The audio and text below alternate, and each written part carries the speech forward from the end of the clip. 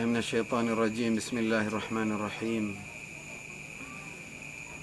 Faqad qala Allah Ta'ala, innallaha wa malaikatahu yusalluna 'alan nabiy ya ayyuhalladzina amanu sallu 'alaihi wa sallimu taslima. Ketika para malaikat itu tercipta, seluruh malaikat mereka melihat satu cahaya di arsy, di sisi Allah, di singgasana Allah di arsy. Cahaya itu sebegitu luar biasa, sebegitu terangnya, sebegitu indahnya, sebegitu besarnya, sehingga para malaikat itu bertanya-tanya, apakah ini Tuhan kami? Apakah ini yang menciptakan kami? Dari agungnya cahaya tersebut. Maka cahaya itu pun berbunyi, dan cahaya itu pun bertasbih, Subhanallah. Kemudian pun para malaikat memahami bahwasannya cahaya itu adalah makhluk, dan dia memuja Allah, mensucikan Allah, menyatakan maha suci Allah, Subhanallah. Para malaikat pun mengikuti tasbih itu selama tahun demi tahun. Subhanallah, Subhanallah, Subhanallah, Subhanallah. Dan dia mengagungkan cahaya itu, melihat keindahannya, menikmati kehadirannya. Kemudian cahaya itu pun berbunyi lagi, Alhamdulillah, segala puji bagi Allah. Ini segala yang dimiliki oleh cahaya tersebut adalah dari Allah. Kenikmatan terbesar yang mana ia dari Allah Subhanahu wa ta'ala. Maka para malaikat pun mengikuti dan memahami tasbih Alhamdulillah, Alhamdulillah, Alhamdulillah, Alhamdulillah. Hingga datang masa cahaya itu bertasbih lagi, wala ilaha illallah. Para malaikat itu bertanya-tanya, apa hubungannya cahaya tersebut dengan Tuhan? Maka cahaya itu pun, nur itu pun bertasbih, la ilaha illallah, tiada Tuhan selain Allah. Dan para malaikat pun menjadi faham bahwasannya tiada sekutu bagi Allah Subhanahu wa ta'ala. Kemudian bertasbih lagi dia selama sekian lama, la ilaha illallah, la ilaha illallah, la ilaha illallah. Menyadari, mempunyai pemahaman akan tauhid, yaitu tiada Tuhan selain Allah Subhanahu wa ta'ala. Dia mengikuti tasbih sang cahaya, la ilaha illallah, la ilaha illallah, la ilaha illallah. Sampailah cahaya itu memberi pemahaman yang selanjutnya, yaitu apa? Allahu Akbar. Cahaya itu berbunyi dan mengucapkan seraya memberikan ilmu bahwasannya Allah maha besar, dan tiada apa-apa kebesarannya cahaya itu di sisi Allah, yang mana mereka para malaikat ini mengagumi, namun tiada artinya di sisi Allah bahwasannya Allah lah yang maha besar. Allah lebih besar dari apa yang tersirat dan terbayangkan dari ini. Maka itu cahaya itu pun menyebutkan Allahu Akbar, dan para malaikat pun mengikuti Allahu Akbar, Allahu Akbar, Allahu Akbar, Allahu Akbar. Tahunan tanpa henti para malaikat itu bertasbih, mendapatkan ma'rifah dari sang cahaya, yaitu dari yang pertama Subhanallah, maha suci Allah, yakni ia tidak berbentuk dan tidak mampu malaikat itu melihat, jangankan insan dan makhluk lainnya. Cahaya itu yang sebegitu megah, sebegitu indah, sebegitu besar, tidak ada apa-apanya, karena Allah maha suci. Dan para malaikat itu pun memahami makna itu, memahami ilmu itu. Kemudian Alhamdulillah, keindahan yang kau lihat ini tidak ada apa-apa, semua puji dan puja adalah milik Allah.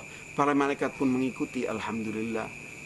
Kemudian ketika mereka memikirkan mengenai Allah dan apa hubungan makhluk dengan Allah, malah cahaya itu pun bertasbih, tiada Tuhan selain Allah, yakni tauhid. Allah itu maha tunggal dan maha esa, la ilaha illallah. Kemudian Allahu Akbar, sehingga dia menjadi tasbihatul arba. subhanallah walhamdulillah wa la ilaha illallah wallahu akbar.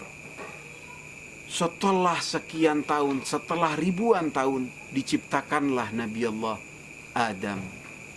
Diciptakanlah manusia, diciptakanlah jasad manusia, kemudian diperintahkanlah kepada para malaikat untuk bersujud kepada sang manusia Adam. Dan Allah memberikan kabar bahwasannya sebagaimana yang disebut dalam surah Al-Baqarah dari ayat 30. Bismillahirrahmanirrahim. Wa idh qala rabbuka lil malaikati inni ja'ilun fil ardi khalifah. Ketika Tuhanmu mengatakan kepada malaikat, sesungguhnya aku ingin menciptakan di bumi itu khalifah, yakni wakil Allah, ini khalifatullah yang berhubungan dengan kesinambungan bumi jagat, yang mana khalifah Allah untuk alam.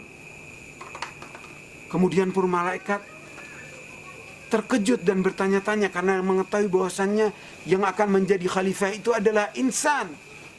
Malaikat bertanya, apakah engkau ingin menjadikan khalifah itu yang berbuat fasad, kerusakan di muka bumi dan saling menumpahkan darah? Allah jawab singkat, qala inni a'lamu ma la ta'lamun. Aku mengetahui apa yang kalian tidak ketahui. Setelah mereka sujud dan mereka bertanya-tanya atas keagungan wujud, atas keagungan manusia, disitulah diperintahkan kepada Nabi Allah Adam. Setelah Nabi Allah Adam diberitahu, para malaikat sujud, penduduk langit sujud, yang mana kecuali iblis yang durhaka dan akhirnya terkutuk. Ketika semua sudah bersujud, kemudian di Nabi Allah Adam diberikan tempat di surga yang sebegitu indah. Nabi Allah Adam bertanya-tanya, gerangan apa? Mengapa aku sebegitu istimewa? Aku dicipta, kemudian seluruh para malaikat diperintahkan untuk sujud kepadaku dan aku ditempatkan di surga. Kemudian dipanggillah Nabi Allah Adam dan diberi wahyu, wahai Adam, tengoklah ke arsy.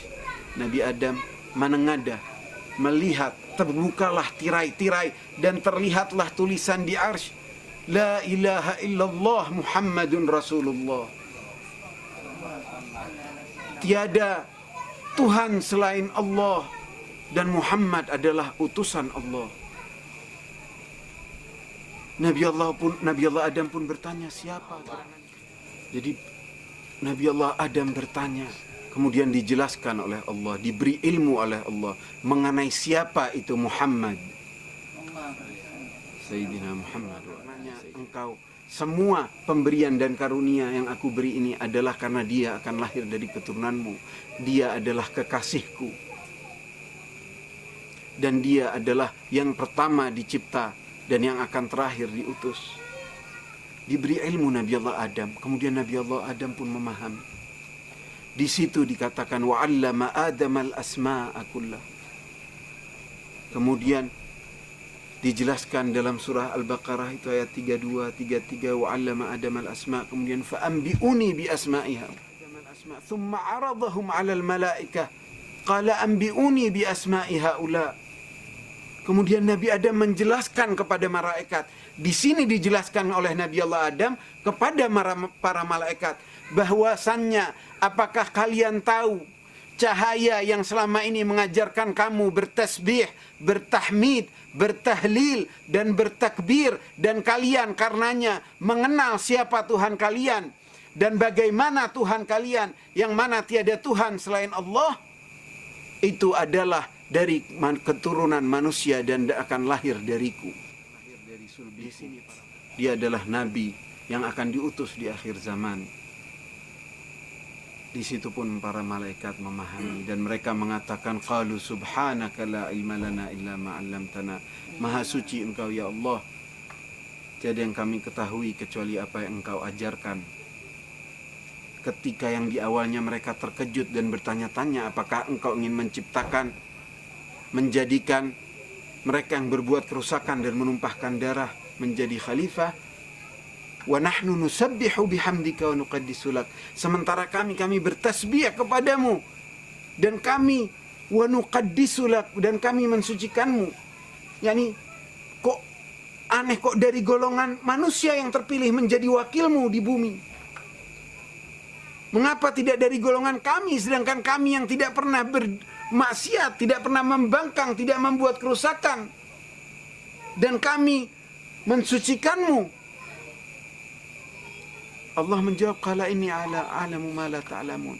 Namun ketika sudah dijelaskan oleh Nabi Allah Adam bahwasannya kalian belajar bertasbih, bertahmid, bertahlil, bertakbir dari sang cahaya yang selama ini kalian belajar darinya, ia adalah manusia dan ia adalah Nabi Allah, sang kekasih Allah, Muhammad ibn Abdullah, yang akan diutus di akhir zaman nanti. Jadi disitulah para malaikat memahami dan katakan, maha suci engkau ya Allah. Oleh karenanya, yang mana kita juga dengannya sedikit sekilas memahami betapa keagungan Nabi, dan mengapa sebagaimana yang dijelaskan awwaluhum fil khalq, bahwasanya Rasulullah itu adalah yang pertama dicipta dan yang terakhir diutus dari sekian nabi, dan bahwasannya kata khalifah itu khalifah Allah, bukan hanya khalifah muslimin misalkan. Ini tingkat yang luar biasa tingginya. Jadi secara garis besar menurut mufassirin bahwasanya manusia secara keseluruhan itu adalah khalifah Allah di muka bumi, karena dia yang paling bisa menguasainya, bisa mengembangkannya dan bisa mengalahkan seluruh makhluk lainnya, datarannya dan semuanya, dan terus berlaku segala inovasi. Tapi ketika dikatakan khalifatullah, itu adalah yang selaras dengan Allah, selaras dengan kemauan Allah, yakni banyak dari kalangan manusia yang mana jika itu membangkang, membuat kerusakan atau menumpahkan darah atau saling itu, dia tidak termasuk dalam kategori khalifatullah. Manusia di sini adalah diwakilkan oleh Rasulullah, yang mana mereka itu adalah para utusan Allah. Makanya ketika dikatakan fa'allama Adam al-asma, itu adalah nama-nama yang menurut sebagian terjemahan Al-Quran, walaupun dikasih dalam kurung benda-benda, itu tentu bukan masalah itu, masalah benda-benda. Asma di situ mempunyai makna, yaitu khalifatullah, para khalifah Allah, utusan-utusan Allah. Nabi Allah Ibrahim, dari dia seorang nabi menjadi seorang khalilillah, kemudian menjadi imam, yang istilahnya itu bukan hanya sekedar imam-imam yang kita ucapkan sebagai istilah untuk mengagungkan seseorang, tapi ini dari sisi Allah. Dan itu peringkat khalifatullah yang tentunya dipimpin oleh sang kekasih Allah, yaitu Habibullah. Ikhwan akhwat, kita telah mengetahui dan kita melalui malam-malam nuzulul Quran pekan lalu, kita menyadari bahwasannya bagaimana Al-Quran itu diturunkan. Al-Quran itu diturunkan dengan sepenuhnya pada malam Al-Qadar kepada Rasulullah, yakni dialah yang bisa menjadi wadah wahyu ilahi sepenuhnya, kemudian terucap, dia menjadi teks, menjadi kalam, menjadi az-zikr, menjadi al-furqan. Itu dengan wasilah Rasulullah. Sepanjang masa dakwahnya, yakni dalam berhubungannya dengan makhluk, Rasulullah adalah sebagai perantara antara sang Khalik dan al-makhluk.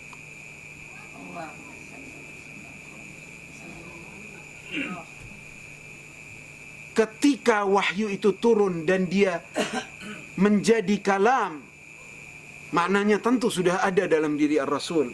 Semua mufassirin sepakat itu ketika membahas ada al-inzal dan ada at-tanzil. Ketika tanzil, ketika dia berubah menjadi kalam, Rasulullah itu sebagai mediator. Allah subhanahu wa ta'ala yang berbicara kepada umat manusia semuanya, kepada antum wahai para pembaca Al-Quran, kepada kita, itu adalah Allah. Ketika kita membaca Al-Quran, berarti kita membaca kalamullah, berarti kita sedang mendengarkan komunikasi Allah kepada kita. Oleh karenanya dianjurkan harus wudu, sebaiknya dalam wudu, dan ada etika-etika saat membaca Al-Quran. Karena pada hakikatnya ialah Allah Subhanahu wa ta'ala yang sedang berbicara. Ini wahyu, Alkitab. Dan itu Rasul melalui Rasulullah. Karenanya dikatakan wa ma yantiqu 'anil hawa, dia tidak berbicara dari hasrat dirinya. Wa ma yantiqu 'anil hawa in huwa illa wahyun yuha, melainkan wahyu yang telah diwahyukan. Dan berapa banyak ayat-ayat yang Allah, yang mana Rasulullah yang dimaksudkan adalah Nabi, tapi dia menjadi dhamir ketiga karena yang sedang turun dan yang dibacakan dan diucapkan adalah wahyu, yakni yang berbicara adalah Allah Rabbul Alamin dengan wasilah Rasulullah. Jadi tidak diherankan betapa besarnya pahala salawat.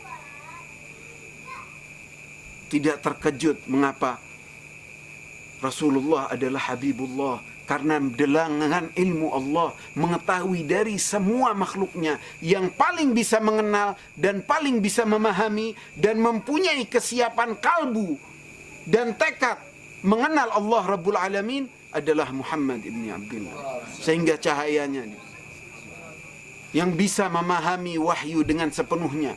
Jika ada para nabi dahulu sebelum Nabi Muhammad yang bisa menjadi wadah Al-Quran, yang mana kitab terlengkap, kalamullah yang terlengkap, dan makna dan ilmu yang lengkap sehingga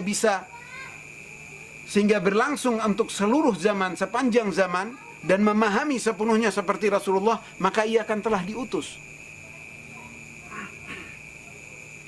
Jadi karena sebegitu agungnya Rasulullah, dan tentu kita saja dalam kehidupan sehari-hari, kalau ada orang yang paling memahami kita, kita akan menjadi paling cocok sama dia. Kita menjadi kekasih tidak bisa dari rupa, tidak bisa dari kecantikan, kegantengan, keindahan, tapi karakter tidak bertemu ya tidak bertemu. Betapapun bagusnya. Namun ketika Anda ketemu seseorang yang cocok, dia menjadi teman.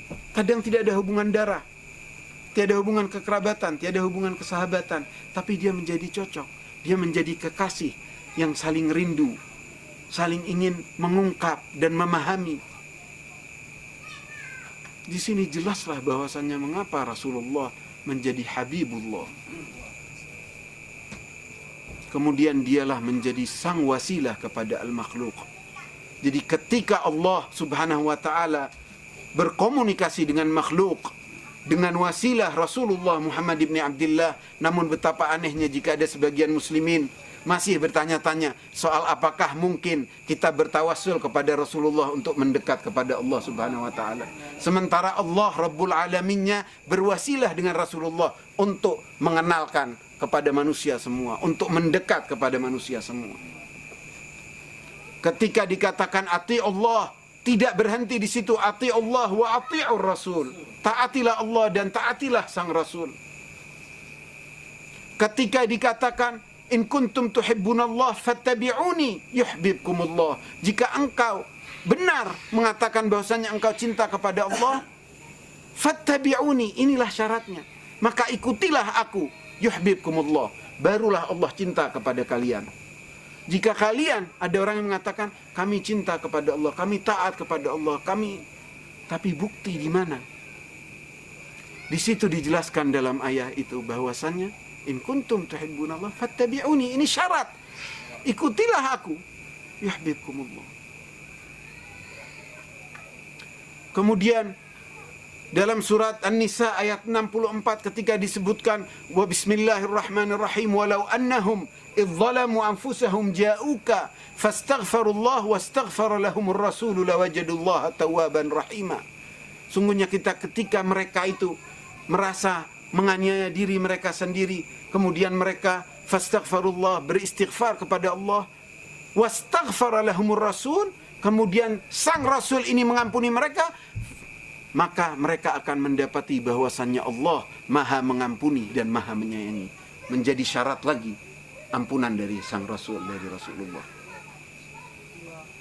Ketika Allah Subhanahu wa ta'ala meminta orang-orang yang beriman untuk bersalawat dan bersalam kepada Rasulullah, Allah memulai dengan dirinya dan para malaikat. Innallaha wa malaikatahu yusalluna 'alan nabi Ya ayyuhalladzina amanu sallu alaihi wa sallimu taslima.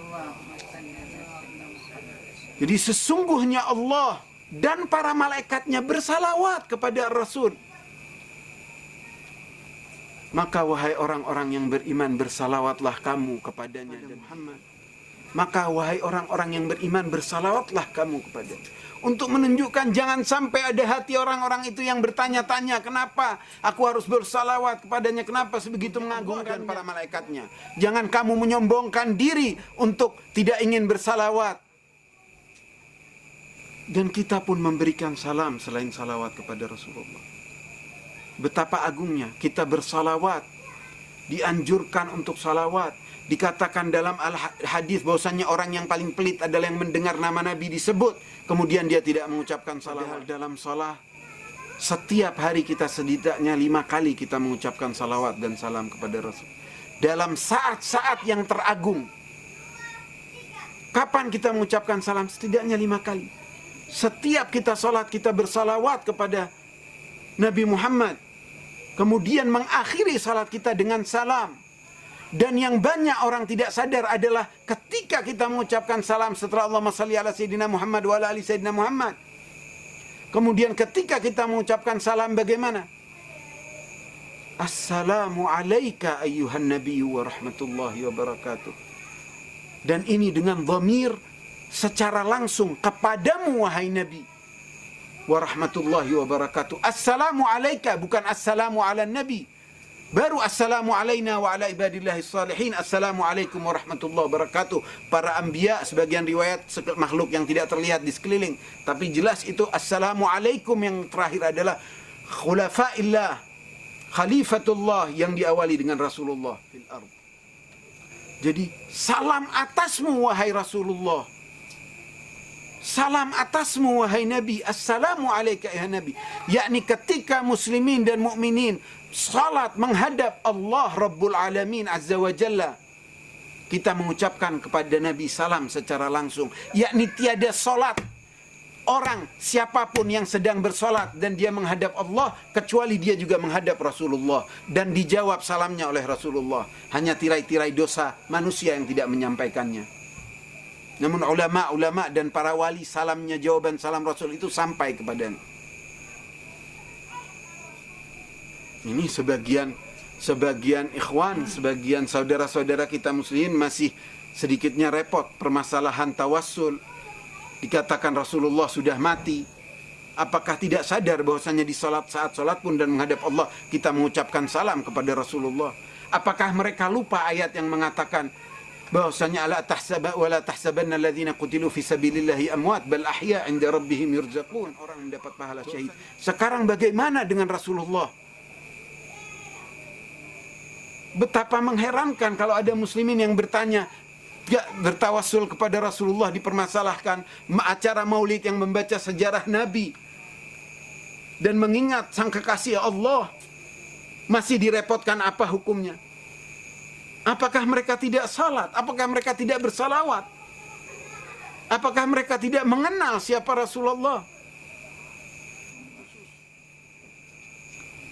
Di sini kita mengenal dan mengetahui betapa cahaya pertama itu menjadi cahaya pertama dan menjadi yang mengajarkan makhluk-makhluk Allah, di mana semua mengenal. Dan para nabi, seluruh nabi sebelum Rasulullah mengetahui dan bersyahadat, asyhadu an la ilaha illallah wa anna Muhammadan Rasulullah. Ku bersaksi bahwasanya tiada Tuhan selain Allah dan Muhammad adalah utusan Allah, sebelum Nabi lahir, dari Nabi Allah Adam sampai Nabi Allah Isa.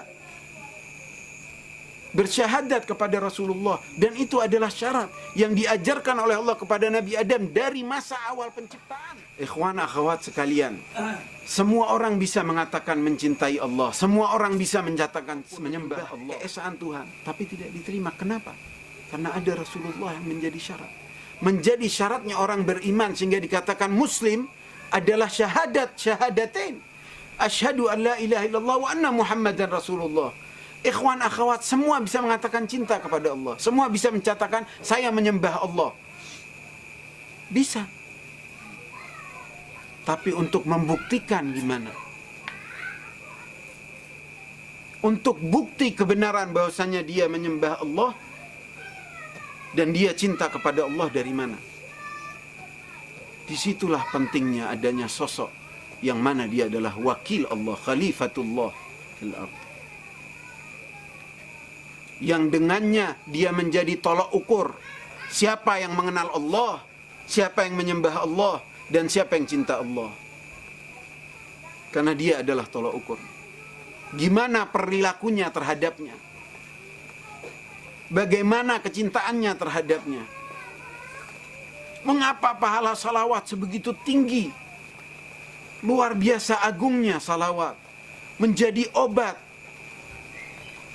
menjadi cahaya, karena ia adalah bukti keberpihakan kita kepada Rasulullah.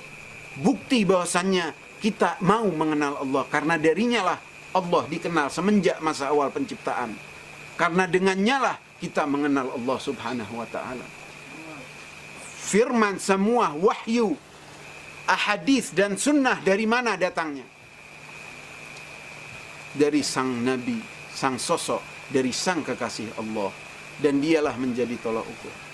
Sehingga bahkan para Nabi kedudukannya meningkat adalah terukur dari bagaimana kecintaannya kepada sang kekasih Allah, kepada Rasulullah. Sampailah Masih Nabi Adam memahami dan para malaikat pun memahami. Hingga Nabi Allah Adam memakan buah khuldi, kemudian dikeluarkan dari surga, bertobat, bernangis sehingga berberkas dalam pipinya tangisan-tangisannya.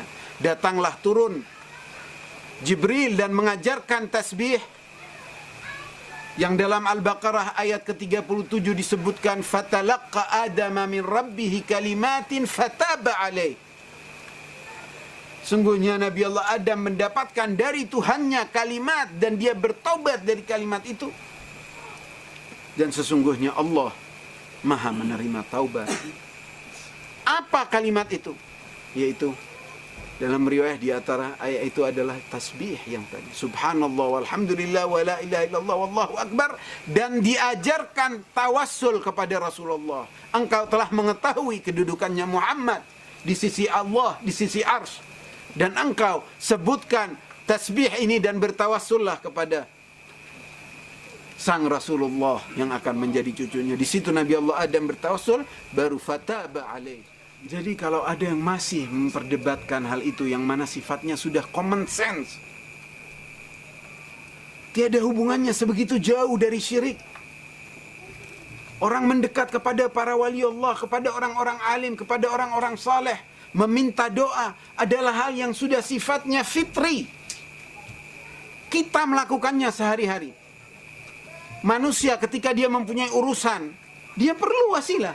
Ketika dia mau berangkat kerja, dia perlu wasilah. Apa itu wasilahnya? Motor, mobil. Hidup kita ini bergantung pada wasilah. Urusan dengan orang yang kita maksud.